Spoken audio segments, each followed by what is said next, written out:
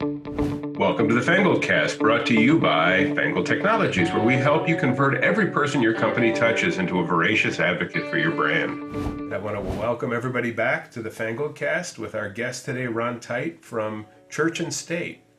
And I'll give you just a couple seconds if you want, Ron, to let people know who you are and what Church and State is all about, and we can kind of get to the topic. Sure. Well, I'm the founder. Thank you for having me, Andrew. I'm the founder of Church and State, the chief creative officer. And I'm an author, a couple of books, and I'm a speaker, 75 kind of engagements a year all over the world. And yeah, Church and State is, as an agency, is, the separation of content and advertising in the world of marketing is known as the separation of church and state. And, we just believe that those lines have been blurred.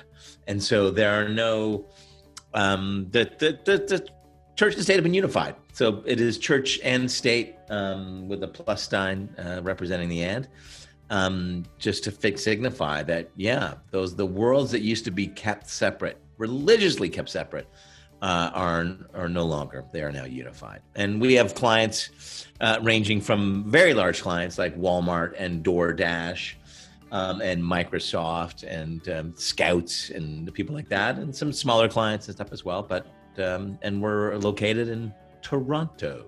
I know where Toronto is. We can see it from our house. Toronto. It's like the local way, like you got to say Toronto. You don't pronounce the second T, which is the...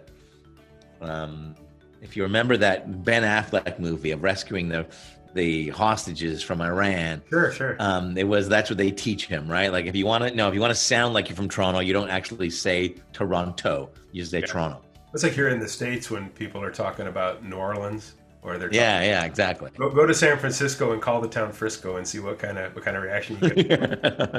It's kind of fun. And, the reason for folks that are listening that we brought Ron onto the podcast today is to really sort of focus on an issue that happens in advertising, in promotion, and agency work, is that many times, companies are looking for what differentiates themselves. And when they can't find a differentiator between them and their competition, which I always think is sort of a lack of effort, because there always is something that differentiates. But there's a need to create a perceived differentiator. And in that comes a use of what I call deceptive language. And in my opinion, and many of our clients that I'm sure Ron's worked with also, it isn't the goal. The goal is to be clear, honest, and enhance your brand. So I kind of wanted to talk about some of that with your expertise. For example, in the food industry, what does it really mean when someone tells you that it's a free range or a cage free? For example, here in the US, if you see advertising that says we have hormone-free chicken, that just means they're following the law. You're not allowed to put hormones in chickens anymore. Right. So in your experience, how have you seen the changes with folks leaning towards all of the sort of deceptive language as opposed to really dealing with the true benefits that products have? Well, the first thing is that I think we have to distinguish between deceptive language and language that represents us or puts us in our best light. Uh-huh. So, for example, if you were to go on a blind date and you were to, you're going on a blind date with an investment banker, well, you may look at your wardrobe and go, what, the pinstripe suit. I'm going to wear the pinstripe suit because that's going to appeal to that investment banker more. And then the next night, if you were to go out with a tree hugger, you might look at your wardrobe and say hey, I'm going to wear this sweater over the pinstripe suit because this is more appropriate for that person. And so you are putting your best self forward in that scenario. And you're not going out and buying something that you don't have already. You're not trying to make something of yourself that you are not on any other given day. You're choosing from your existing wardrobe, but you are dialing up certain aspects because it's a blind date. And we all do that. We all, when we meet people for the first time, we want our best foot forward. And so brands do that as well. We help them do that. We help them find the things that are unique and interesting that are in their wheelhouse and that they can deliver on. And if it's, if you have 2 calories to your drink and that's something that's appealing to your target, then we should probably talk about that. Mm-hmm. When it gets deceptive is when language is used that is either, blatantly untrue, Mm-hmm. or it is a misleading language, which, like you said, someone saying it's hormone free, even though that is, kind of following the laws. So there's a couple of different ways at that. The first way is that I think I have never been in a situation where a client wanted to say something in an ad that I ethically disagreed with. I wouldn't do that. I would not put out work that blatantly lies ever. We're the same. And if asked to, I would resign the account. Yep. So as an agency, we're not here to help people lie. Right. And so, what do you do? Well, how do we counsel clients on that? Well, what we do is we really try and look and say, look, to have really effective communications, and that's the goal, to push product, to move sales, to have effective communications. What actually is effective communication? And it's not that. Mm-hmm. Because what that does is a perceived difference, which will be found out. Mm-hmm. And the average consumer right now is basically, the metaphor is that they're standing in the middle of Times Square. And on one, top level, they don't trust those people at the top because they're too perfect. They're too rich. They're spending too much money to be there. There's no authenticity. It just looks too good, too high quality. They're not sure that they trust them. But down below, they don't trust those people either because, someone's selling a fake Gucci and someone's selling street meat and someone else is selling knocked off T-shirts. So they don't trust those people because they're not sure they're going to be around tomorrow. Mm-hmm. So how you overcome that of being trustworthy, but still cutting through the noise and being compelling is a combination of the two. And that is based on aligning what you think, what you do, and what you say. And when you do that, then the difference is you play the long game to be really effective. Those who play the short game, those are going to be your misleading marketers. They want the metrics from a specific post to tell their boss but it actually does nothing. And so the metaphor here is, look, for hundreds of years, there has been no secret to getting in shape. Zero. It is not a secret. You get up every day, you exercise, and you watch what you eat. That's it. Every single day, and you do it. Absolutely. Now, the people who go, but I got to lose 5 pounds by Friday, well, they're going to go through some deceptive exercise techniques, or maybe they're going to go into a sauna, and they're going to lose all that water, and they'll go, oh, I lost my 5 pounds. You're like, did you though? I mean, you didn't really follow the rules.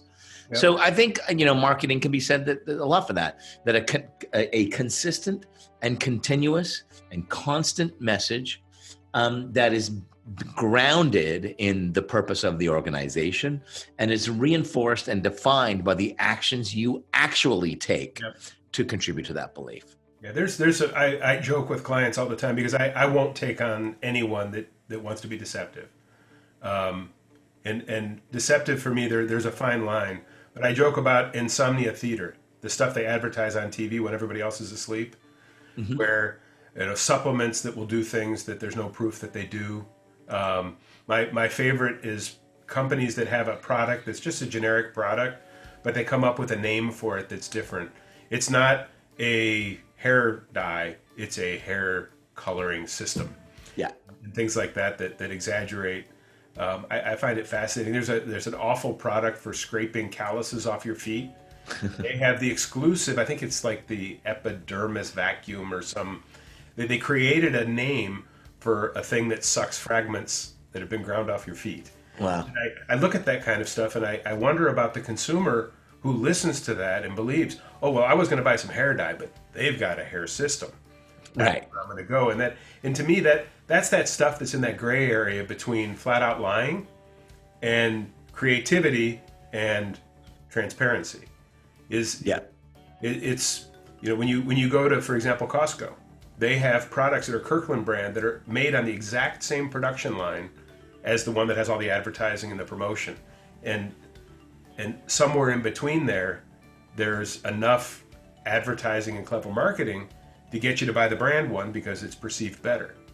But that isn't. Yeah, but I don't. But I don't think it's not evil. Yeah, I don't either. Because there are people buy for specific reasons. People buy for rational reasons and emotional reasons, and it's usually a combination of the two.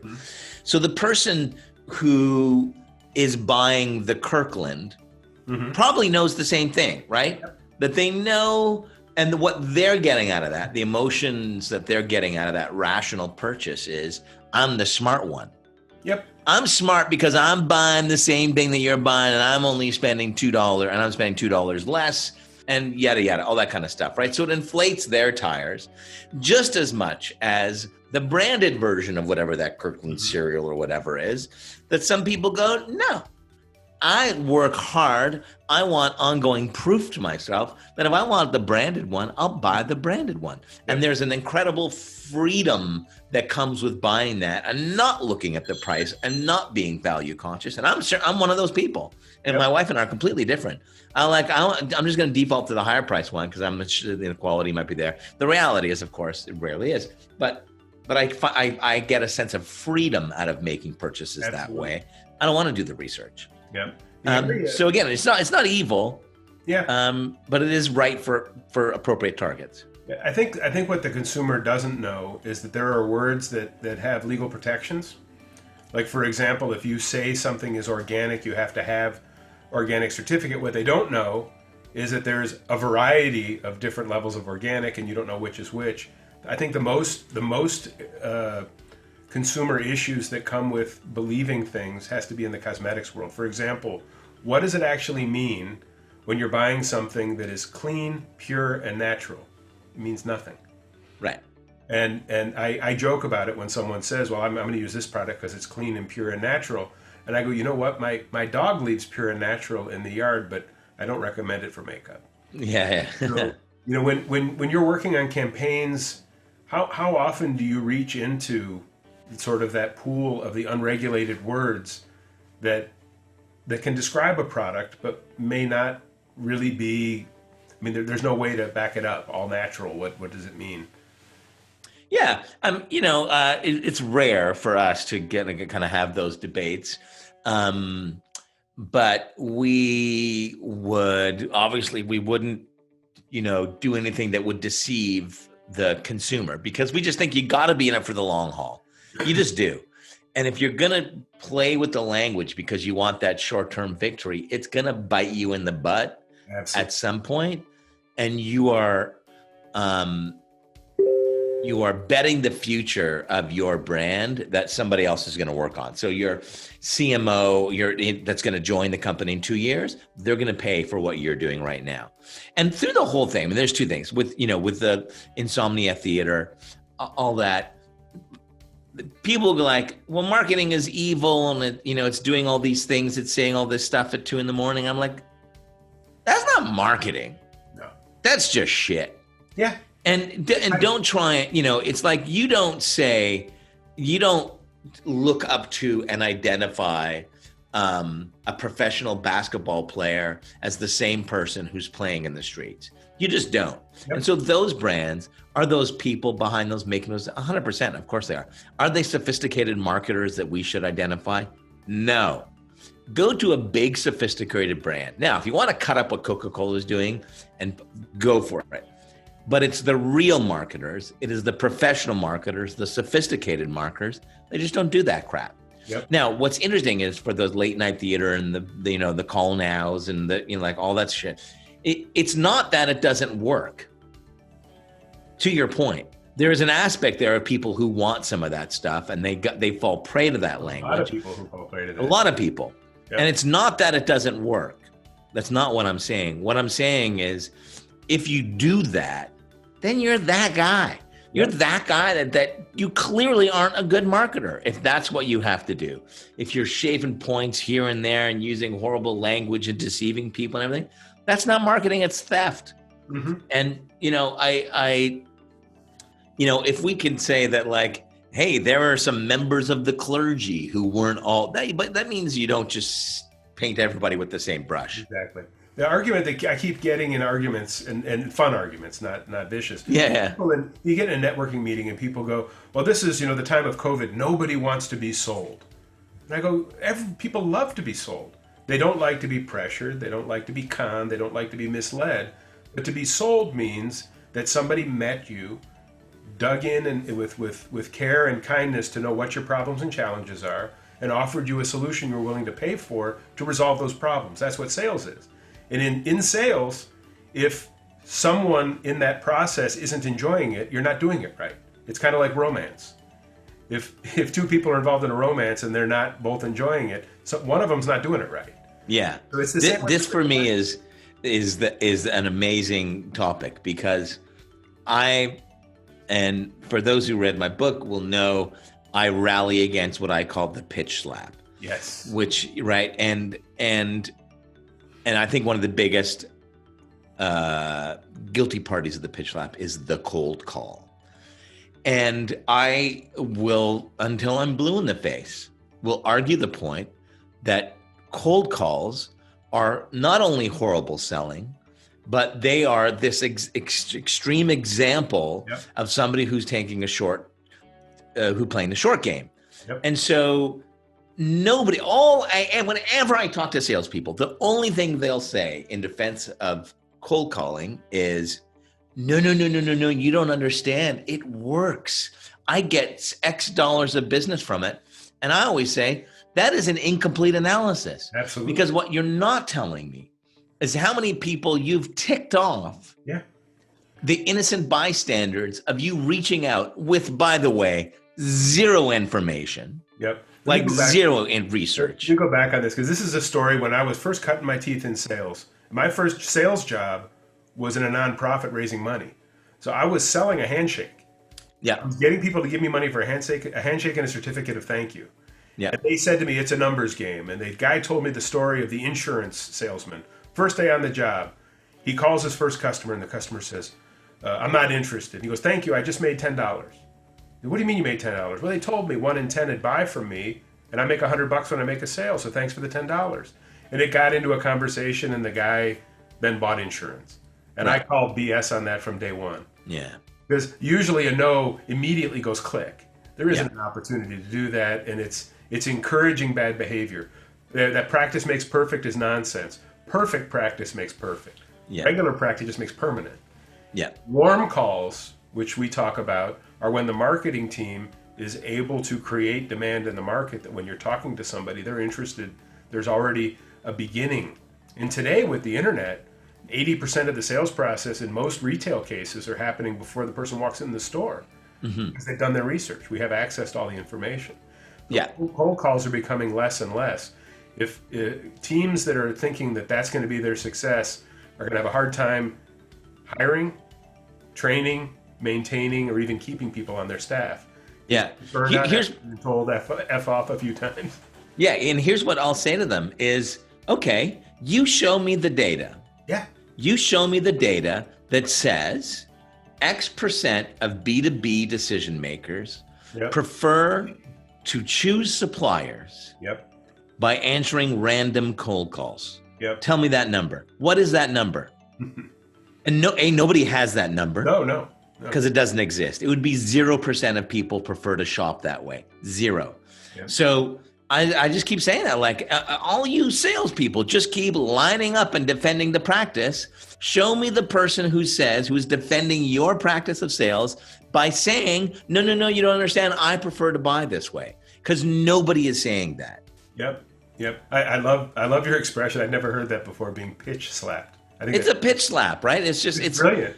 And we get it all. And the reason we get it is because digital was never supposed to be about scale. Yeah. This, from a sales standpoint, this was not supposed to be about scale. This was supposed to be about targeting and customization.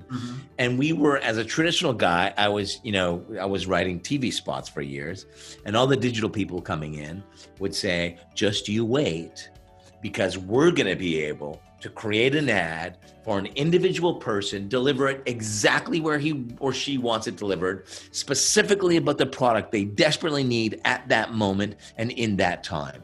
And it will be so seamless, and it will be amazing. And what does that become? It's a crap show, all of it, because nobody is customizing, nobody is doing the research.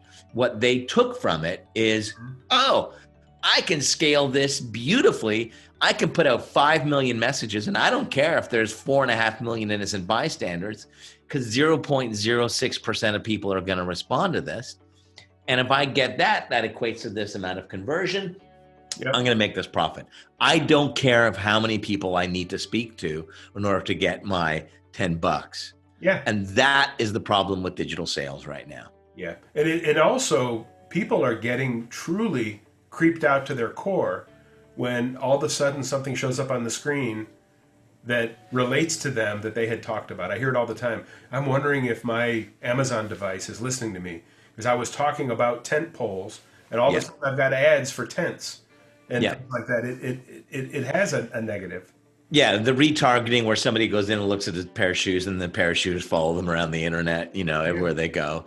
Retargeting is, I mean, some of our clients have pretty good data on it. Other clients don't. Not a practice I certainly subscribe to, but it can be effective. Yeah, we've done quite a bit of work on what I call predictive modeling for big distributors in the industrial space. Yeah. But it's based on a customer who's been in business, say, for 20 years, and they have significant data going back to how all of their customers have purchased what they purchased. And then you divide the customers based on the persona of that business, and you can teach salespeople to go in and ask the probing questions. Are you this persona, this or otherwise? And it gives you sort of a basis of what to offer, what to expand, and using data in that manner, which is completely honest and clear, you stop your turnover of salespeople. Distributors love it because a new guy comes on, and all he has to do is talk to that customer a little bit to understand, and he's already leaning towards where he can benefit them. Right. And you got that old sales guy who never leaves his house because he's already making his commission in his territory. Yeah. And through this predictive model, his CRM is saying, hey, there's 12 leads, and this is what we should be offering them. And by the way, you've got 6 customers who everyone else just like them bought these three products they're not buying. Why aren't you offering them? Right. And those kinds of things to aid in the sales process. But it's an enhancement. It doesn't do the work for you. Yeah, no, exactly. It's an interesting program. We've been playing with it, and the AI is actually in place and proven. Yep. But again, it's very specific to, you got to be a distributor with, maybe 20 plus people on the road. You got to have at least 500 to 600 SKUs, or it doesn't have the value that we think it has. Right. It's if you know in advance the persona of the player that you're working with. Of course, now again with deceptive language, personas are out. They're now avatars, even though it's the same darn thing. But you really can develop ways of dealing with customers in the model of the world that they live in, rather than treating them all as sort of the same. Yep. There was a conversation about selling chemicals into nursing homes. So you got a nursing home that, they house old people, and they know they're going to die, and they can replace the bed because they're cold and cruel. Yeah. At the other end, you have the one that's through a charitable organization, 100% focused on the dignity, which of course is where I would want to be. And they buy pH neutral cleaning products that have no toxins, whatever. So if in 2 questions as the salesman you can figure out which one you're dealing with, imagine how different your conversation is going to be. Right. So yeah, and going into that whole digital marketing space, that's where the brilliance is. It's an enhancement. It's not. Yeah. Data, certainly data led is the way to go. 100%. I think there's part of the problem with the business modeling, and I say this as a creative guy, right? So that far too often we're being asked to, what's called like teach the exam, right? Which is like, oh, okay, so we know that like the headline needs to have this word in it, and it's got to be 2 syllables followed by a positive reinforcement, followed by the mention of the brand name, followed by this. Yeah. And then the best image is to use, a person in the upper right quadrant, blah, blah, blah, blah. Sure. Well, at the end of the day, all that creates is clip art advertising. It's just a bunch of people plugging and playing, and that is never effective. Ever. It is not effective. Now, it is effective up to a point. Mm-hmm. But then there's some point where the inverted U comes in, and the consumer is like, this is, every headline is the same. Like there's the art of really cutting through is that people go, I've never seen that before. Yeah. That's what is compelling to people, not I've seen it over and over and over again. The only thing that does is give you precisely what it will do. It very rarely overperforms. Yep. So if you know that this headline with this image gives you a 2% the response rate, you're only ever going to get 2%. Yep. It's been proven time and time again. That's it. Yep. And so certainly there's an aspect or a portion of your marketing budget which should be dedicated to activities where you can forecast the performance within a really tight ratio. Absolutely. But there are a whole other other parts to your marketing budget that should be dedicated to original activities that have no previous performance benchmarks because they've never been done before. Yep. Because that is where your real victories are going to come from. Yeah, I agree. Anybody can bunt. Yeah. And in our industry, like we were talking about, the overnight advertising stuff, when people are going out looking for an agency or consultancy like what we are, I always advise, whether you use my service or otherwise, there really are two schools of agency. There's guys like Church and State, where you're actually interested in going back to the strategy and building a program before you jump to the toolkit. Yeah. And then you've got the parasitic, that I call them, that want to basically create your program based on what your wallet looks like. Yep. And they've got guys in the house that have certain tools, and no matter what your marketing needs are, they're going to use those tools. Yeah, 100%. You walk in the door, we can build you a website, we can drive traffic to it, we can help you with your LinkedIn profiles, we can, and that's what I always caution people. If the pitch starts with all their tools, run. Yeah. Because at the end of the day, what 90% of the business that we do starts with, do you know who your customer is? Mm-hmm. Where they are, how they think, what their needs are. We don't talk about websites, we don't talk about any of that. We need to discover who you are and understand. And I know you guys work the same way. Yeah. Why I enjoy this conversation rather than have someone, just basically spouting out a bunch of things you need to do that don't know who you are. Yeah, it's really funny. Like because of the pandemic, I've come back off the road, so I'm a little more involved in the day-to-day operations of the agency than I used to be because I'm in town. And so I can be. Occasionally, if some members of our team are like busy with other stuff and like a small, tiny little thing will come up and like, there's this, and I'll have to ask people, what is this? Like, what am I writing? And they're like, it's a response ad and it's limited to 130 characters or something. I'm like, who writes this stuff normally? And they're like, the rest of us. So shut up. I'm like, this is soulless. Like 130 characters. I mean, who the hell is dedicating their lives to this? And they're like, we are, jerk. Thanks, boss. Yeah. That's great. So anyhow, we're running out of time. What didn't I ask you about that you'd really like to tell people before we wrap up? Well, I think that part of of being data led, but still needing original. I think that anybody can.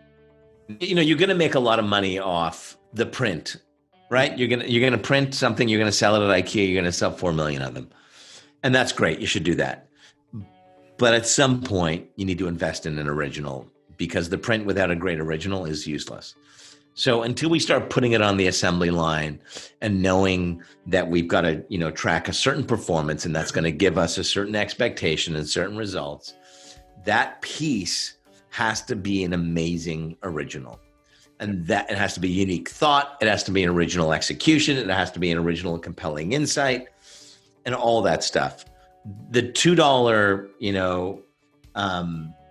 Facebook ad that's crap because you think it's crap because it's Facebook and you don't want to invest in any original thinking will always lead to crap. It's just going to lead to crap. As I was meeting with a very, in Canada anyhow, a very famous music manager and music agent named Jake Gold. And we were talking about in the music industry and, the difference between musicians now and all the tools they have available and everything. And we just both shook our heads and went, you know what? A shitty band on 8-track is still a shitty band on Spotify. Yep. It is the same thing. And the tools have changed and the distribution has changed and everything else. But a crappy band on 8-track is still a crappy band on Spotify. Thanks for letting everybody know how old we are. So I just turned 50 this summer. It's been a depressing summer. No comment. So if folks want to find you and get to know Church and State and the work that you guys do, especially up in Canada, what's the best way to reach out and find you? Just at Ron Tite, LinkedIn, Ron Tite, Instagram, Ron Tite, Twitter, Ron Tite, and Church. I'm going to appear on the screen here. So. Oh, okay, great, yeah. And then Church to State is just churchstate.com. So fantastic. I really appreciate you coming on. This was a fantastic conversation. It's been amazing. Thank you for having me. I love talking to people who know what the heck they're talking about. Likewise. All right. Thanks so much. And thanks to everybody for listening. Brought to you by Fangle Technologies, where we help you convert every person your company touches into a voracious advocate for your brand.